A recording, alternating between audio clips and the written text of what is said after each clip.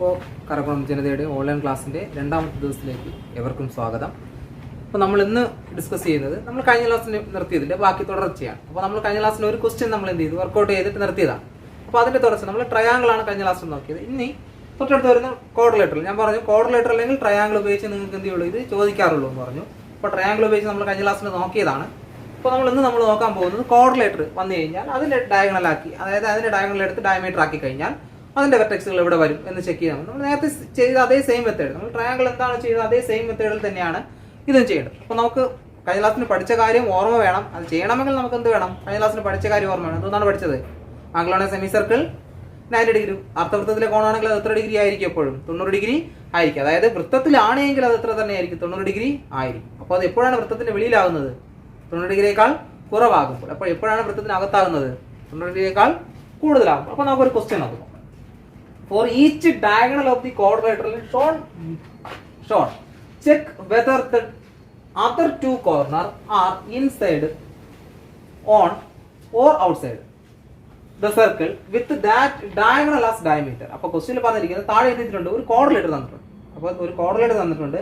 ഇതിന്റെ എന്ത് എടുക്കണം? ഡയഗണൽ ഡയമീറ്റർ ആക്കി മാറ്റണം. അതായത് നമ്മളിവിടെ രണ്ട് വെർട്ടെക്സുകൾ നമ്മൾ ജോയിൻ ചെയ്താൽ കിട്ടുന്നതാണ് ഡയഗണൽ. ഈ ഡയഗണലിനെ ഡയമീറ്റർ ആക്കി ഒരു സർക്കിൾ വരയ്ക്കുന്നു. അപ്പോൾ അതിന്റെ മിഡ് പോയിന്റ് കണ്ടുപിടിച്ച് നമ്മൾ എന്ത് ചെയ്യും? ഒരു സർക്കിൾ അങ്ങ് വരച്ചു കഴിഞ്ഞാൽ അതർ ടു കോർണർ, നമുക്കറിയാം ഇത് രണ്ടും നമ്മൾ ഇത് തമ്മിൽ ജോയിൻ ചെയ്ത് വരയ്ക്കുമ്പോൾ സ്വാഭാവികമായിട്ട് ഇത് ഇവിടെ കൂടെ തന്നെ പോകും, സർക്കിളിൽ കൂടെ തന്നെ പോകും.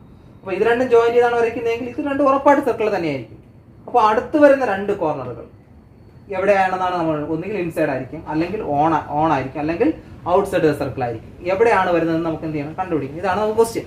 അപ്പോൾ താഴെ തന്നിരിക്കുന്ന ചതുർഭുജത്തിനെ നമ്മൾ വികരണങ്ങൾ വ്യാസമാക്കി വൃത്തം വരച്ചു കഴിഞ്ഞാൽ, അപ്പോൾ നമുക്കിവിടെ രണ്ട് വികരണങ്ങൾ വരയ്ക്കാൻ കഴിയും. ഈ രണ്ട് വികരണങ്ങളും വ്യാസമായി നമ്മൾ എന്ത് ചെയ്യുന്നു? വൃത്തങ്ങൾ വരച്ചു കഴിഞ്ഞാൽ മറ്റു രണ്ട് മൂലകൾ വൃത്തത്തിലെ എവിടെ ആയിരിക്കും എന്നാണ് ക്വസ്റ്റ്യൻ. അതായത് വൃത്തത്തിലായിരിക്കുമോ, വൃത്തത്തിന്റെ പുറത്തായിരിക്കുമോ, വൃത്തത്തിനകത്തായിരിക്കുമോ എന്നാണ് നമുക്ക് ക്വസ്റ്റ്യൻ. അപ്പോൾ നമുക്ക് ആദ്യം എന്ത് ചെയ്യാം? നമുക്ക് ഒരു പേര് കൊടുക്കാം അല്ലേ? A B C D. അപ്പോൾ ഇങ്ങനെ കണ്ടുപിടിക്കണമെങ്കിൽ നമുക്കിവിടെ 4 കോണുകളും കൃത്യമായി നമുക്ക് എന്ത് ചെയ്യണം? അറിഞ്ഞിരിക്കണം. നമുക്കിവിടെ ക്വസ്റ്റ്യൻ എത്ര കോണുകൾ തന്നിട്ടുണ്ട്? 3 കോണുകൾ തന്നു. 4ാമത്തെ കോൺ തന്നിട്ടുണ്ടോ? ഇല്ല. അപ്പോൾ ആദ്യം കണ്ടുപിടിക്കേണ്ടത് എന്ത് തന്നെയാണ്? നമുക്ക് ആവശ്യമായ 4ാമത്തെ കോൺ. നമുക്ക് ആദ്യം നമുക്കിവിടെ തന്നിരിക്കുന്ന കാര്യങ്ങളെല്ലാം കൃത്യമായി എന്ത് ചെയ്യുക? എടുത്തെഴുതുക. അപ്പോൾ നമ്മളൊരു ക്വസ്റ്റ്യൻ ആൻസർ എഴുതുമ്പോൾ ആദ്യം ചെയ്യേണ്ടത് തന്നിരിക്കുന്ന കാര്യങ്ങളെല്ലാം എന്ത് ചെയ്യുക? കൃത്യമായി എടുത്തെഴുതുക എന്നതാണ്. പിന്നെ നമുക്ക് കണ്ടുപിടിക്കുന്ന കാര്യങ്ങൾ എഴുതി ആൻസർ കൂടെ എഴുതി കഴിഞ്ഞാൽ നമുക്ക് എന്തായി? കംപ്ലീറ്റ് ആയി. അപ്പോൾ നമുക്കിവിടെ ആദ്യം തന്നിരിക്കുന്ന കാര്യങ്ങൾ എഴുതാം. അപ്പോൾ നമുക്ക് ഇൻ ദ പിക്ചർ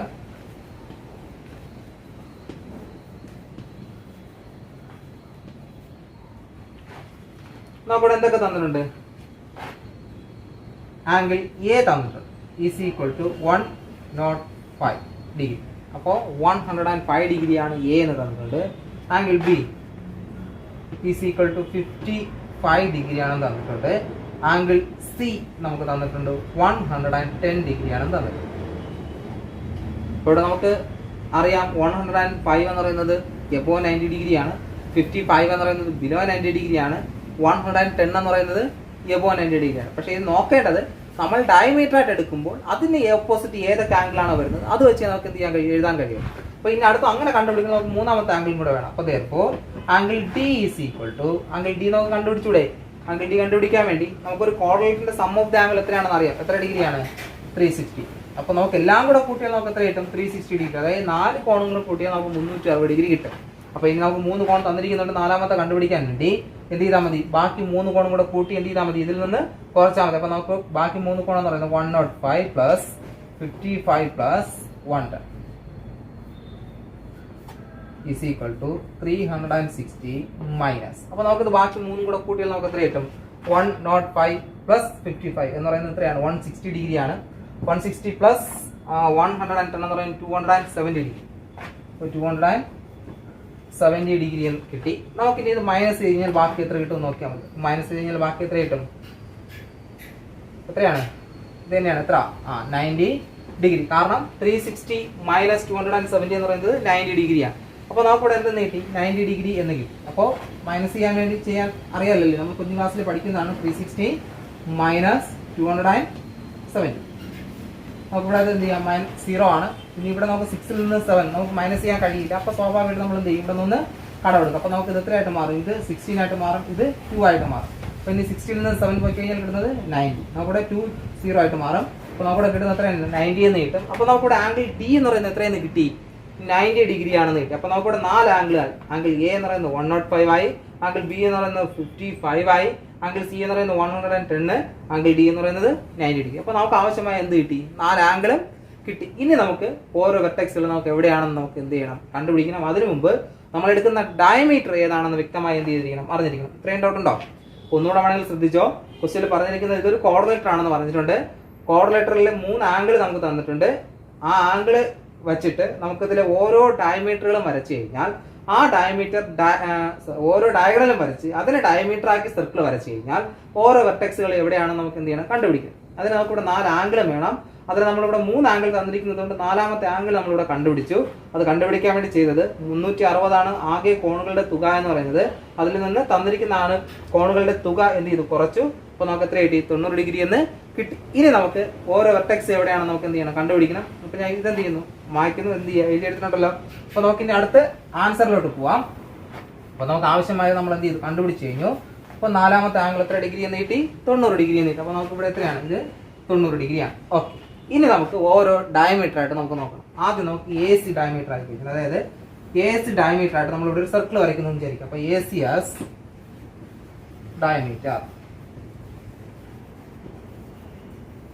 അപ്പോൾ എ സി ഡയമീറ്റർ ആക്കി കഴിഞ്ഞാൽ നമുക്കിവിടെ 2 ആംഗിളുകളല്ലേ ഉള്ളൂ, ബിയും ഡിയും. അതായത് എയിലും സിയിലും വരാത്ത എ സി ഡയമീറ്റർ ആക്കി കഴിഞ്ഞാൽ സ്വാഭാവികമായിട്ട് എയും സി ഇവിടെ തന്നെയാണ്, സർക്കിളിൽ തന്നെയാണ്. കാരണം ഇതാണ് ഡയമീറ്റർ. ഡയമീറ്ററിൽ 2ിലൂടെ ഉറപ്പായിട്ട് എന്ത് പാസ് ചെയ്ത് പോകും, സർക്കിൾ പാസ് ചെയ്ത് പോവും. മറ്റ് 2 വെർട്ടെക്സുകൾ എവിടെയൊക്കെയാണെന്നാണ് നോക്കേണ്ടത്. അപ്പോൾ നമുക്ക് അവിടെ ആംഗിൾ ഡി നമുക്ക് ആദ്യം നോക്കാം. Angle D is equal to 90 degree. അപ്പോൾ നമുക്ക് അത് എവിടെ ആയിരിക്കും? ഓൺ ദ സർക്കിൾ ആണോ, ഇൻസൈഡ് ദ സർക്കിൾ ആണോ, ഔട്ട്സൈഡ് ദ സർക്കിൾ ആണോ? On the circle. അപ്പോൾ ഓൺ ദി സർക്കിൾ. ഓക്കെ, അപ്പോൾ 90 ഡിഗ്രി ആയതുകൊണ്ട് എന്താണ് ഓൺ ദി സർക്കിൾ ആണ്. അടുത്ത് വരുന്നത് ആംഗിൾ ബി ആണ്. Angle B is equal to 55 degree ആണ്. അത് എവിടെ ആയിരിക്കും വരിക? ആംഗിൾ 55 ഡിഗ്രി ആണെങ്കിൽ എവിടെ വരും? ഇൻസൈഡ് ദ സർക്കിൾ ആണോ, ഔട്ട്സൈഡ് ദ സർക്കിൾ ആണോ? Outside the circle. അപ്പോൾ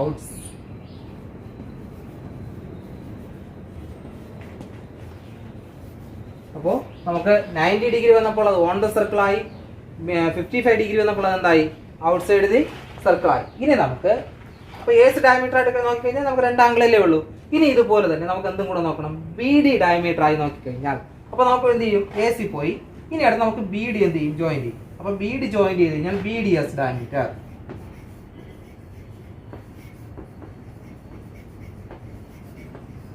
അപ്പോൾ ബി ഡി ഡയമീറ്റർ ആയി കഴിഞ്ഞാൽ ഈ 2 ആംഗിൾ എവിടെയാണ് നമ്മൾ എഴുതുന്നത്, ഇതുപോലെ എഴുതിയാൽ പോരെ. അപ്പോൾ ആംഗിൾ എയും ആംഗിൾ സിയും നമുക്ക് ഒരുമിച്ച് എഴുതാൻ കഴിയും. കാരണം എന്തുകൊണ്ട്, രണ്ടും എബോ 90 ഡിഗ്രിയാണ്. അപ്പോൾ angle A is equal to 105, angle C is equal to 110. ഇത് രണ്ടും എവിടെ തന്നെ ആയിരിക്കും, എവിടെ ആയിരിക്കും? Inside the circle.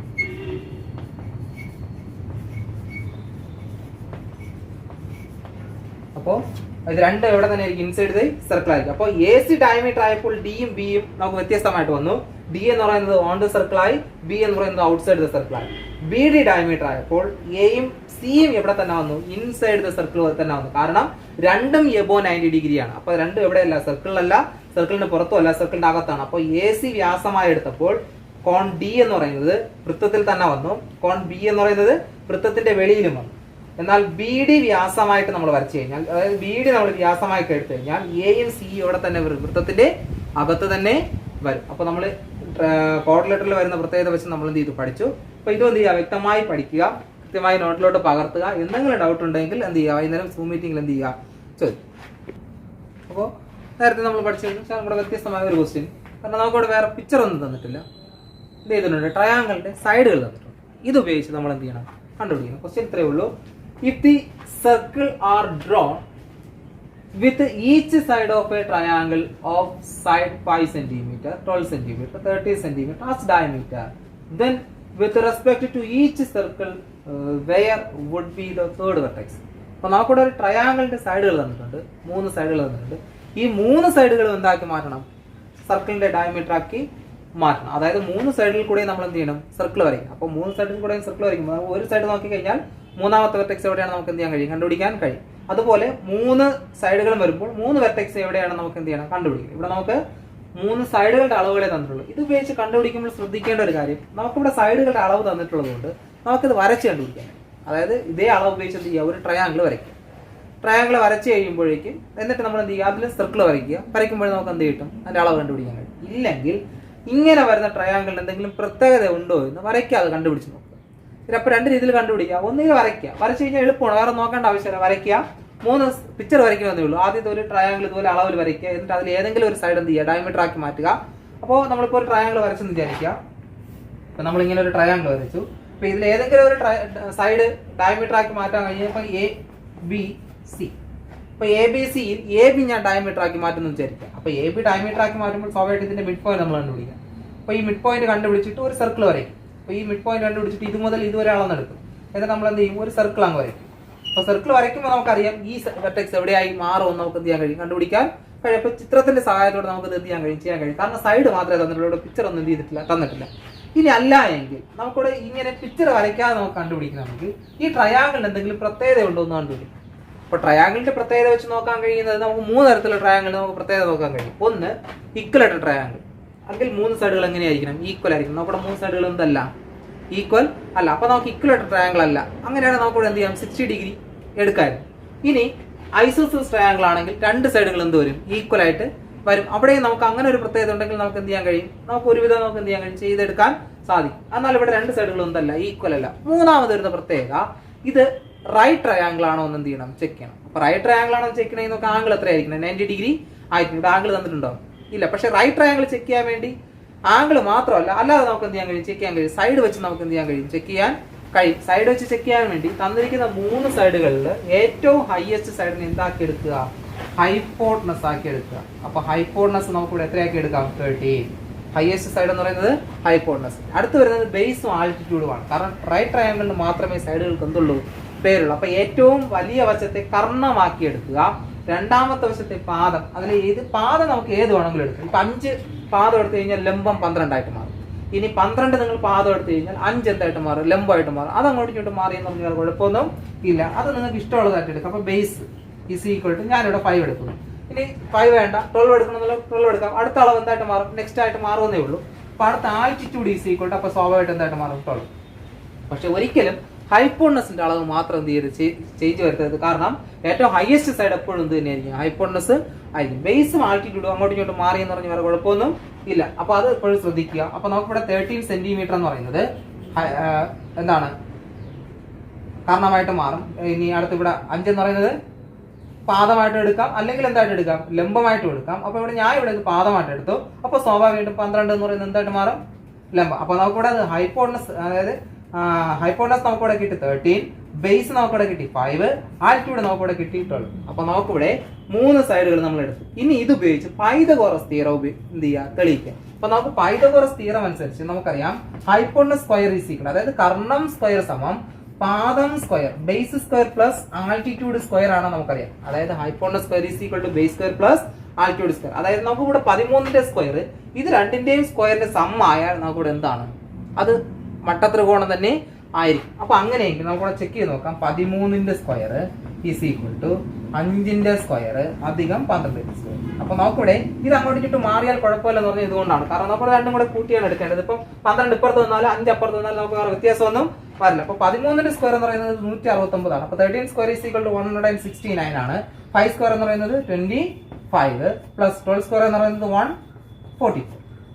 ഇനി നമുക്കത് കൂട്ടി നോക്കാം. 169 ഈസ് ഈക്വൽ ടു, നമുക്ക് രണ്ടും കൂടെ കൂട്ടിയാൽ എത്ര തന്നെ കിട്ടും, 169 എന്ന് തന്നെ കിട്ടും. അപ്പൊ therefore it is a right triangle. ഇതെന്ന് പറയുന്നത് എന്താണ്, ഒരു റൈറ്റ് ട്രയാങ്കിൾ ആണ്. ഇതൊരു മട്ടത്രികോണമാണ്. അപ്പൊ മട്ടത്രികോണം കിട്ടി നമുക്ക് ഇനി പേടിക്കാനൊന്നുമില്ല. കാരണം സ്വാഭാവികമായിട്ട് ഒരു കോൺ എത്ര ഡിഗ്രി തന്നെയാണ്, 90 ഡിഗ്രി. അപ്പൊ അത് എപ്പോഴും വൃത്തത്തിൽ തന്നെ വരും. മറ്റ് 2 കോണുകൾ എന്ത് ചെയ്യും, മാറിക്കൊണ്ടിരിക്കും. കാരണം 90 ഡിഗ്രികൾ കുറവായിട്ട് ഉറപ്പായിട്ടും 2 കോണുകൾ ഇവിടെ തന്നെ ആയിരിക്കും, വൃത്തത്തിന്റെ വെളിയിൽ തന്നെ ആയിരിക്കും. അപ്പം അടുത്ത് വരുന്ന, അതായത് നമ്മൾ എടുക്കുന്ന കോണിന്റെ എതിർവശം നമ്മൾ വ്യാസമായിട്ട് എടുത്തു കഴിഞ്ഞാൽ നമ്മൾ ഉദ്ദേശിക്കുന്ന കോൺ എപ്പോഴും എവിടെ വരുള്ളൂ, 90 ഡിഗ്രി മാത്രം വൃത്തത്തിൽ വരും. ബാക്കി 2ഉം വൃത്തത്തിന്റെ വെളിയിലേ വരുള്ളൂ. കാരണം കോണുകളുടെ തുക 180 ഡിഗ്രിയാണ്. ഒരു കോൺ 90 ഡിഗ്രി ആയാൽ അടുത്ത കോൺ ഒരിക്കലും 90 ഡിഗ്രികൾ എന്ത് വരില്ല, കൂടുതൽ വരില്ല. എപ്പോഴും 2 കോണുകളും 90 ഡിഗ്രികൾ കുറവായിരിക്കും. കാരണം 2 കോണിന്റെയും സം എന്ന് പറയുന്നത് 90 ഡിഗ്രി തന്നെ ആയിരിക്കും. അപ്പൊ നമ്മളിവിടെ എന്ത് ചെയ്തു, പൈതഗോറസ് തിയറം തെളിയിച്ചു.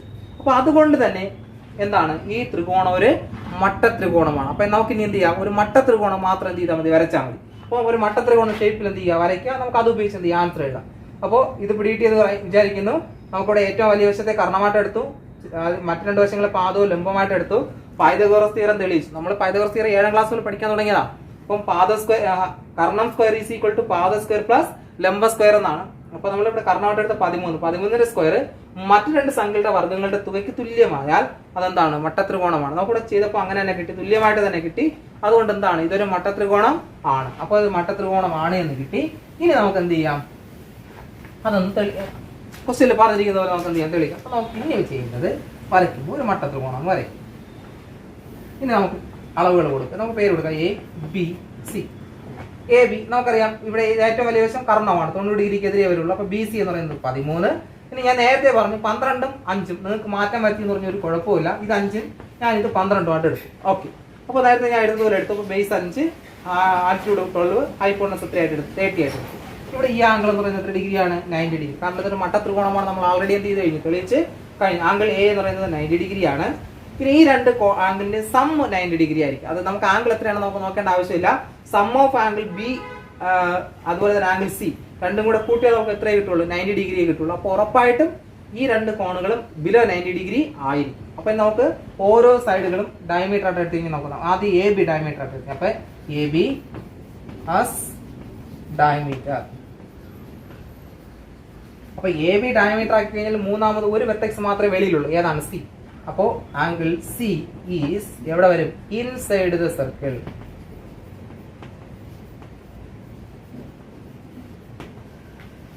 അപ്പോ കാരണം നമുക്കറിയാം സിയും ബിയും കൂടെ കൂട്ടിയാൽ എന്ത് കിട്ടുള്ളൂ, 90 ഡിഗ്രി കിട്ടുള്ളൂ. കാരണം അപ്പൊ ബ്രാക്കറ്റിനകത്ത് കാരണം കൂടെ എഴുതി കൊടുക്കുന്നത് നമുക്ക് കാരണം angle B plus angle C is equal to 90. അപ്പൊ രണ്ടും കൂടെ കൂട്ടിയാലേ നമുക്ക് എന്ത് കിട്ടുള്ളൂ, 90 ഡിഗ്രി കിട്ടുള്ളൂ. അപ്പൊ സ്വാഭാവികമായിട്ടും സി എന്ന് പറയുന്നത് എന്തായിരിക്കും, ബിലോ 90 ഡിഗ്രി ആയിരിക്കും. അതുപോലെ തന്നെ നമുക്ക് എ ബി ഡയമീറ്റർ ആക്കി എടുത്തു. അതുപോലെ തന്നെ അടുത്ത് എ സി എസ് ഡയമീറ്റർ.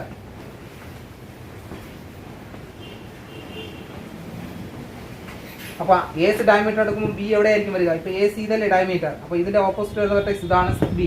അപ്പൊ ആംഗിൾ ബി എവിടെ ആയിരിക്കും, ബിയും സിയും കൂടെ കൂട്ടിയാലല്ലേ 90 ഡിഗ്രി. അപ്പൊ സ്വാഭാവികമായിട്ടും ബി എന്ന് പറയുന്നത് എവിടെ തന്നെയാണ്, ഇൻസൈഡ് ദി സർക്കിൾ. അപ്പൊ angle B is inside the circle. അടുത്ത നെക്സ്റ്റ് വൺ. ഇനി നമുക്ക് ഒരു ആംഗിൾ ഇവിടെ ഏതാണ്, ആംഗിൾ എ. നമുക്ക് ഇനി ഡയമീറ്റർ എടുക്കേണ്ടത് ഒന്ന് മാത്രമേ ഉള്ളൂ, ബി സി. അപ്പൊ ബി സി ആസ് ഡയമീറ്റർ. നമുക്കിവിടെ ആംഗിളിന് പ്രത്യേകത, നമുക്കിവിടെ ആംഗിൾ എത്രയാണെന്ന് അറിയാം, angle A is equal to 90 degree. ശരിയല്ലേ. അപ്പൊ എവിടെ ആയിരിക്കും വരിക, therefore angle A is on the circle. അപ്പൊ ആംഗിൾ എ എന്ന് പറയുന്നത് എവിടെയാണ്, ഓൺ ദി സർക്കിൾ. അപ്പോൾ എ ബി ഡയമീറ്റർ എടുത്തപ്പോൾ സി ഇൻസൈഡ് ദ സർക്കിൾ ആയി, എ സി ഡയമീറ്റർ എടുത്തപ്പോൾ ബിയും ഇൻസൈഡ് ദ സർക്കിൾ ആയി, എ സി ഡയമീറ്റർ എടുത്തപ്പോൾ എന്തായി, ബി എ എന്ന് പറയുന്നത് ഓൺ സർക്കിൾ. കാരണം നമുക്കറിയാം എ 90 ഡിഗ്രിയാണ്, മറ്റ് രണ്ടും കൂടെ കൂട്ടിയാലേ നമുക്ക് എന്ത് കിട്ടുള്ളൂ, 90 ഡിഗ്രി കിട്ടുള്ളൂ. ഇതൊരു മട്ടത്രികോണം നമ്മൾ തെളിയിച്ചിട്ടാണ് നമ്മൾ എന്ത് ചെയ്ത് ഇത്ര എഴുതിയത്.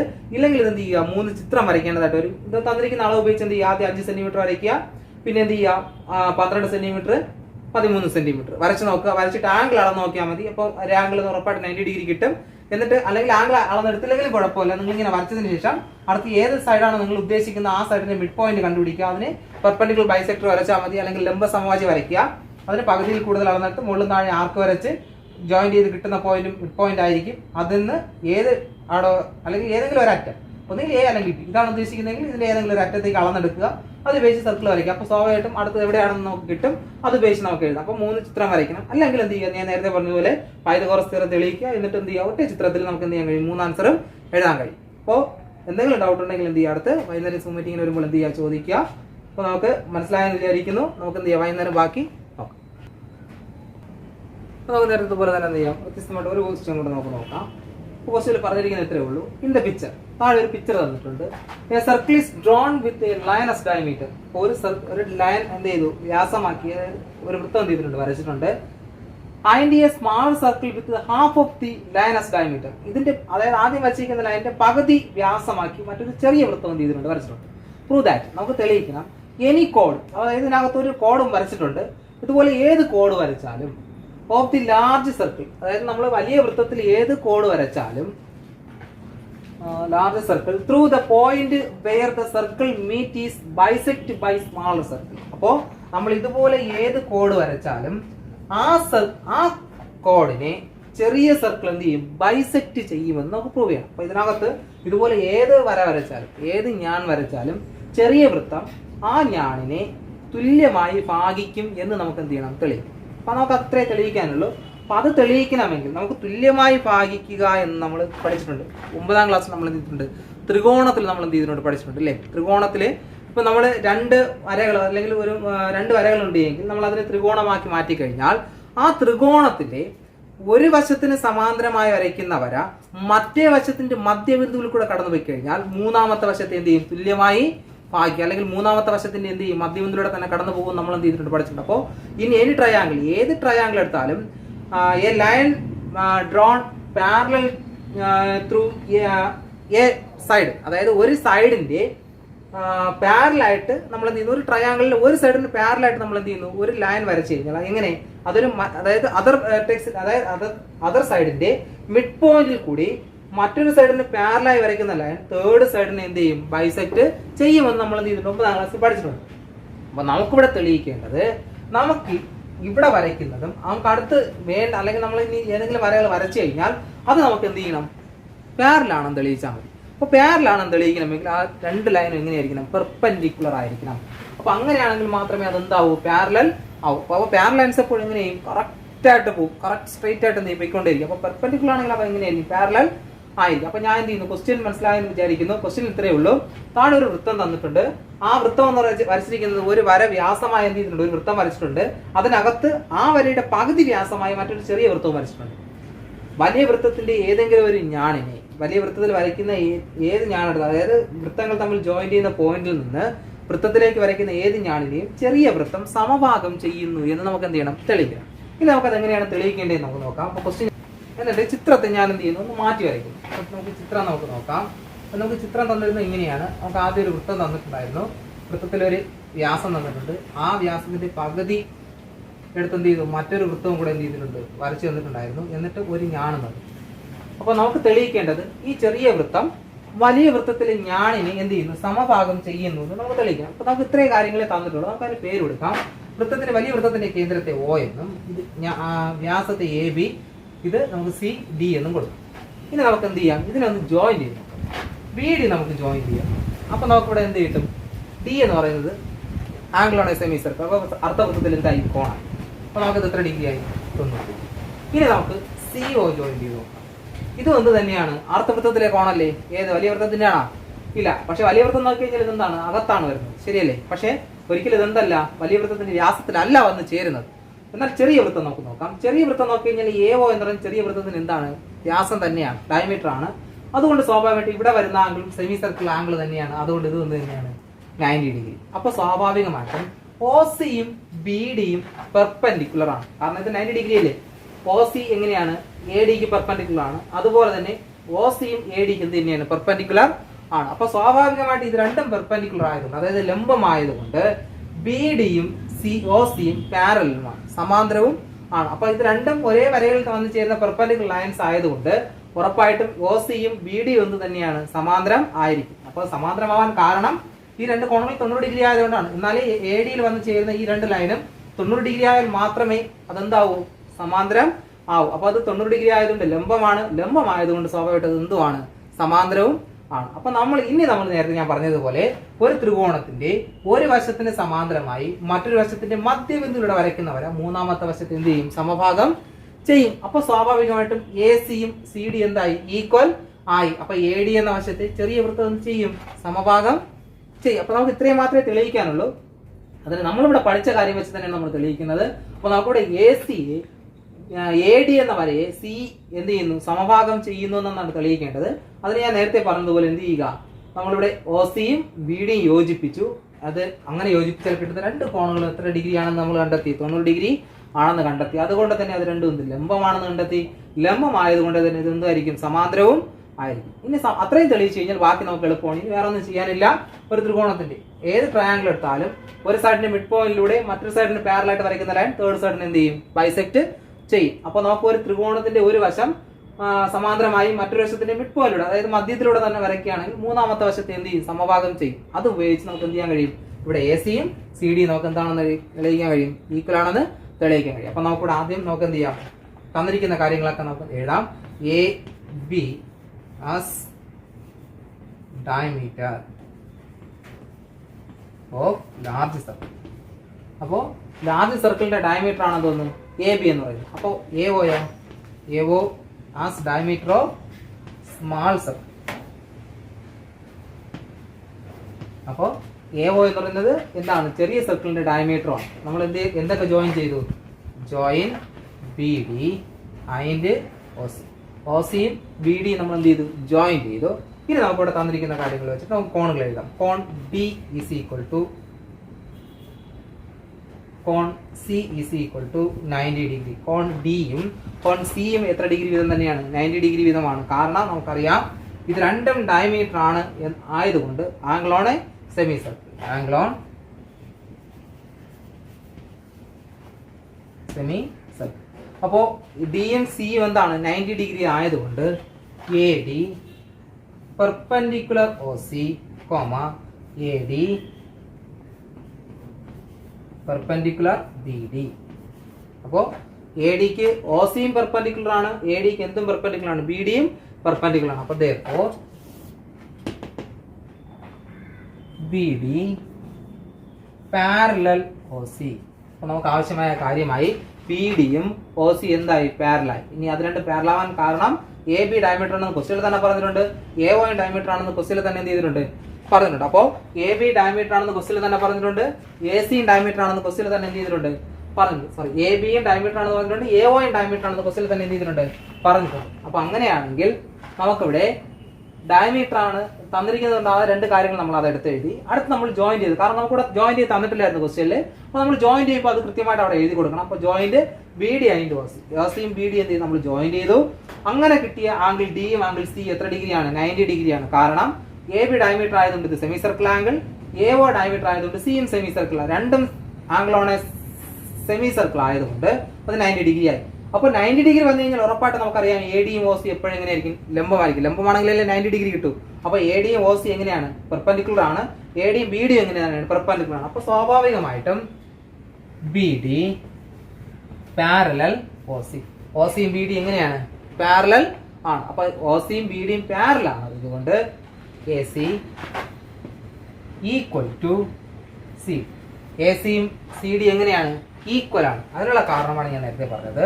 A line drawn mid point of one side of a triangle parallel to third side divide equally to third side. അപ്പോൾ നമുക്ക് എന്ത് ചെയ്യും, ഒരു ട്രയാങ്കിളിന്റെ ഒരു സൈഡിന്റെ മിഡ് പോയിന്റിലൂടെ മറ്റൊരു സൈഡിന് പാരലായിട്ട് വരയ്ക്കുന്ന ലൈൻ മൂന്നാമത്തെ വശത്തെ എന്ത് ചെയ്യും, ഈക്വൽ ആയിട്ട് ഡിവൈഡ് ചെയ്യും. അപ്പോൾ അങ്ങനെ ആയതുകൊണ്ട് എ സിയും സി ഡി എങ്ങനെയാണ്, ഈക്വൽ ആണ്. അപ്പോൾ നമുക്കിവിടെ ക്വസ്റ്റ്യനിൽ പറഞ്ഞിരിക്കുന്ന കാര്യം എന്താണ് തെളിയിക്കേണ്ടത്, സ്മാൾ സർക്കിൾ എന്ത് ചെയ്യുന്നു, ഏത് കോർഡിനെ നമ്മൾ എന്ത് ചെയ്യുന്നു, ഈക്വൽ ആയിട്ട് ഡിവൈഡ് ചെയ്യുന്നതാണ് തെളിയിക്കേണ്ടത്. അപ്പോൾ അത് തന്നെ എന്ത് ചെയ്താൽ മതി, അവിടെ അവസാനം എഴുതിയാൽ മതി. അതിൽ പ്രൂഫ് ആയിട്ട് ബാക്കി എന്ത് ചെയ്യുക, അതുപോലെ എഴുതി കൊടുക്കുക. അപ്പോൾ എ സി എ ഡി എന്ന സൈഡ്, എ ഡി എന്ന വശത്തെ സി എന്ന പോയിന്റ് എന്ത് ചെയ്യുന്നു, ഈക്വൽ ആയിട്ട് ഡിവൈഡ് ചെയ്യും. അപ്പോൾ അതിന് കാരണം നമുക്കിവിടെ ഒ സിയും ബി ഡിയും നമുക്ക് പാരലായിട്ട് കിട്ടിയത് കൊണ്ട് എന്തായിരിക്കും, നമുക്കിവിടെ ഉറപ്പായിട്ടും സി എന്ന് പറയുന്നത് എന്ത് തന്നെയായിരിക്കും, മിഡ് പോയിന്റ് ആയിരിക്കും. കാരണം ഓൾറെഡി ഒ എന്ന് പറയുന്നത് മിഡ് പോയിന്റ് ആണ്. കാരണം എ ബി ഡയമീറ്റർ ആണെന്ന് ക്വസ്റ്റ്യനിൽ തന്നെ എന്ത് ചെയ്തിട്ടുണ്ട്, ക്വസ്റ്റ്യനിൽ പറഞ്ഞിട്ടുണ്ട്. അപ്പോൾ ഈ ക്വസ്റ്റ്യനിലും എന്തെങ്കിലും ഡൗട്ട് ഉണ്ടെങ്കിൽ എന്ത് ചെയ്യുക, നമുക്ക് ക്വസ്റ്റ്യൻ വ്യക്തമായി നോക്കുക. നമ്മൾ നേരത്തെ എഴുതിയ കാര്യങ്ങൾ, ജോയിൻ ചെയ്ത കാര്യങ്ങൾ വ്യക്തമായിട്ട് എഴുതുക. എല്ലാ സ്റ്റെപ്പായിട്ട് തന്നിട്ടുണ്ട്, അതെന്ത് ചെയ്യുക, നോക്കുക. എന്നിട്ട് എന്തെങ്കിലും ഡൗട്ട് ഉണ്ടെങ്കിൽ ഈവനിങ് സൂം ക്ലാസ്സിന് വരുമ്പോൾ എന്ത് ചെയ്യുക, ചോദിക്കുക. വ്യക്തമായി എന്ത് ചെയ്യും, അവിടെ പറഞ്ഞിരുന്നതായിരിക്കും. എന്തെങ്കിലും ഡൗട്ട് ഉണ്ടെങ്കിൽ അവിടെ എന്ത് ചെയ്യുക, അത് നോട്ട് ചെയ്ത് വയ്ക്കുക. നിങ്ങൾ ചെക്ക് ചെയ്യുമ്പോൾ എന്ത് ചെയ്യുക, നോട്ട് ചെയ്ത് വയ്ക്കുക. എന്നിട്ട് എന്ത് ചെയ്യുക, സൂം ക്ലാസ്സിന് വരുമ്പോൾ എന്ത് ചെയ്യുക, എൻ്റെ അടുത്ത് ചോദിക്കുക.